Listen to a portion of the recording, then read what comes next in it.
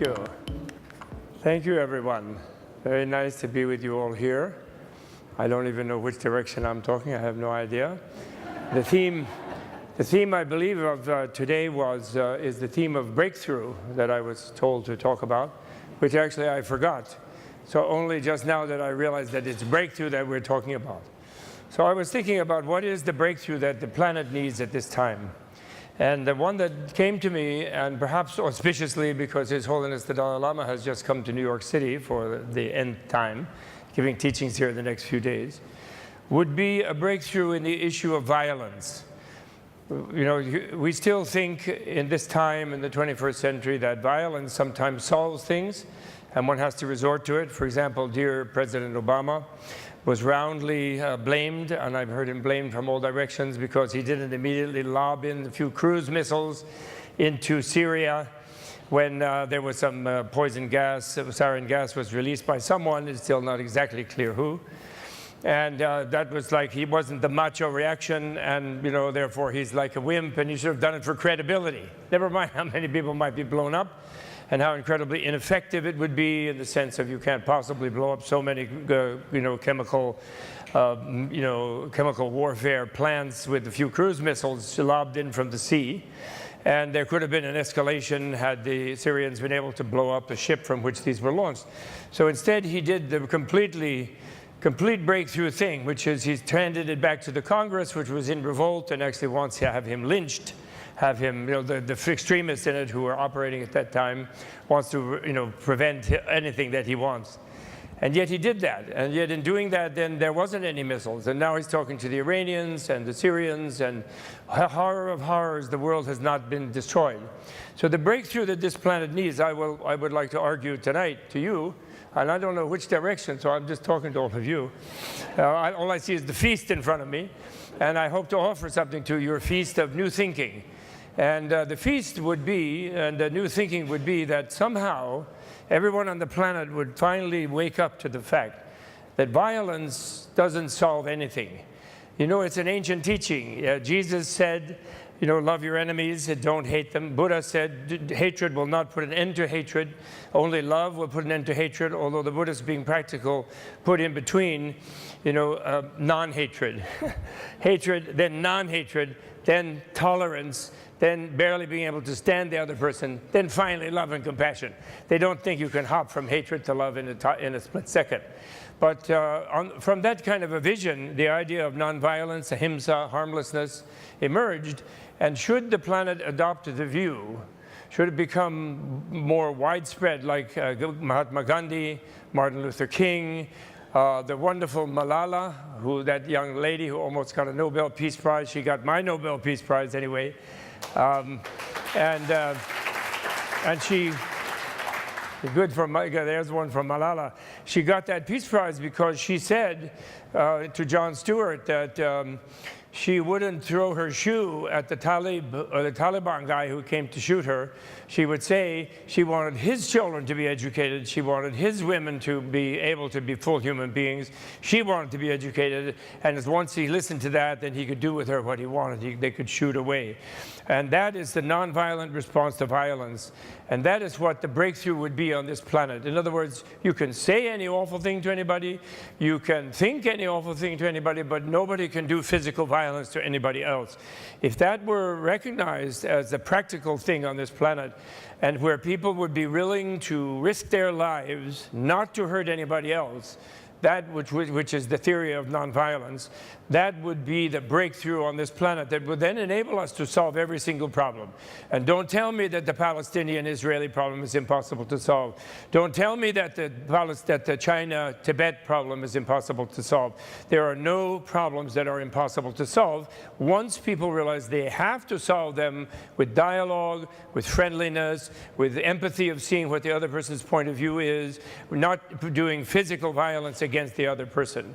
And of course, nonviolence in the Buddhist case is practical in the sense, of course, if you have a person who is just demented and they're going to blow somebody up, and you can do something you try to stop them non-violently, but if you can't, you can use what you might call surgical violence only. Like if you're bitten by a poison snake, you take a knife out and you cut your vein there and suck out the poison from and that's being violent to your arm, but that is not aggressive violence, put it that way. And if that happened, everything would have to be solved that way. The arms business would stop being the major value-added business on this planet. And in this country, where we're bristling with arms, we sell them all over the place, to the Congo and to every single malefactor that we can think of. And that's a huge business worldwide. And we say, oh, people are so discouraged, nobody believes in the UN. Well, what's wrong with the UN? The 5 Security Council major powers are the 5 biggest arms dealers on the planet. So how are they expected to, the diplomatic people, the nice people in those countries who don't want to do violence, who don't want to invade Iraq, who don't want to invade this or that place, they naturally are overwhelmed by people who are making a profit out of doing that. And so if the world as a whole would come to that view, that we don't do violence, physical violence, to solve our problems, because they won't solve them, not on the basis of some moralistic, spiritual thing, but on the basis that it obviously doesn't work. There's a wonderful man named Jonathan Schell, who I admire very much, a writer, who's written a wonderful book called The Unconquerable World: Power, Nonviolence, and the Will of the People, which is about the Velvet Revolution in Eastern Europe, basically, but in which he argues correctly, I believe, that war is obsolete in the 21st century. It is impossible to wage. And he doesn't begin with Gandhi or the Dalai Lama or Martin Luther King. He begins with von Clausewitz, the Prussian theorist of war.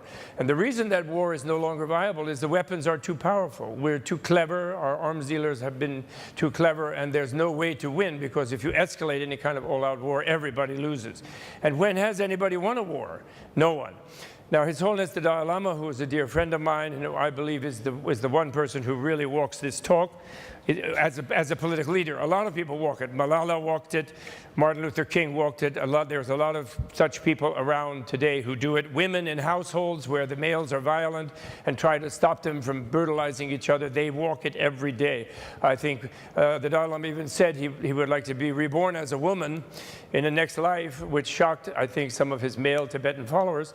Because he said that women tend to look for a nonviolent way out of dilemmas and crisis and conflict, whereas the male tends to charge and act like some kind of demented billy goat, charging their head horns first into a wall.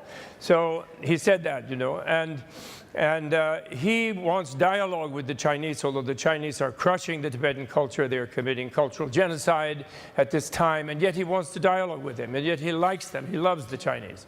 He loves the people. And they go and study with him in Dharamsala when they can. And when the Chinese leadership changes their policy with him and decides to talk to him instead of demonizing him, there will be this incredible renaissance in China of the Dharma and fantastic teachings going on.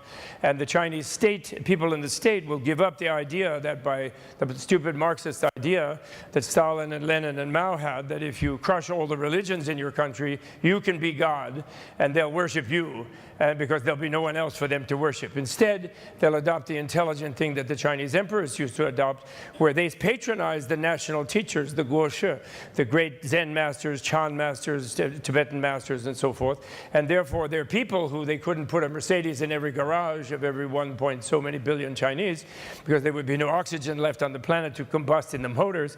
Instead, they could have some sort of spiritual thing. Let's not call it opiate of the people like Marx did. We could call it maybe Prozac of the people, or something positive that would make them stay cool. And so all people have to do to have this breakthrough that I'm referring to in 1.114 minutes here is decide no violence. There will not be violence against other people.